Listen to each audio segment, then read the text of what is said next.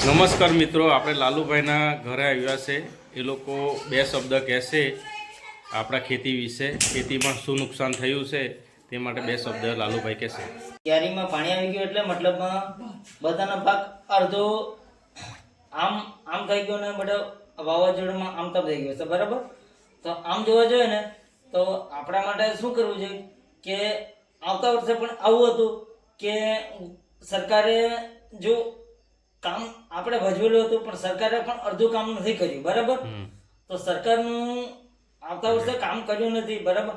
તો આ વર્ષે કઈ આમ કઈ જો પેલું આમ આવતા વર્ષે કોઈ કામ આ વર્ષે કઈ કામ કરે એમ કેમ, કારણ કે આવતા વર્ષે કઈ કામ કર્યું નથી. તો મતલબ આપણે આમ કરીએ કે આ વર્ષે પાક ઘણું નુકસાન થયું છે, બધા ખેડૂતોને બહુ નુકસાન થયું છે. તો ખેડૂતો શું હમણાં હું વિચાર કરે, બરાબર, કે મતલબ ગયા વર્ષે જો ખેડૂતોને જો લાભ મળવો જોઈતો તમને તો મળ્યો નથી.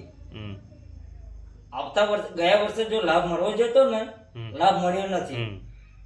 લાભ મળવામાં એવું છે કે ફોર્મ બધાના ભરેલા હતા પંચાયતમાં, પણ લોકોએ ફોર્મ ભર્યા હતા, આપણા ગામ લોકોએ ફોર્મ ભર્યા હતા, પણ લોકોએ શું કર્યું કે પંચાયતમાં ફોર્મ તો ભર્યા પણ મતલબમાં કામ થયું નથી. તો આ વર્ષે લોકોએ શું કર્યું, લોકોનો પાક બચાવવા જોઈએ કે ફોર્મ ભરવા જોઈએ? વાત સાચી છે. લોકોએ કામ કરવા જોઈએ કે ફોર્મ ભરવા જોઈએ? તેમાં લોકોએ કાળજી. હાલના ખેડૂતો માટે આપણે જોઈએ ને તો હાલમાં આપણે ગુજરાતમાં બહુ નુકસાન થયું છે.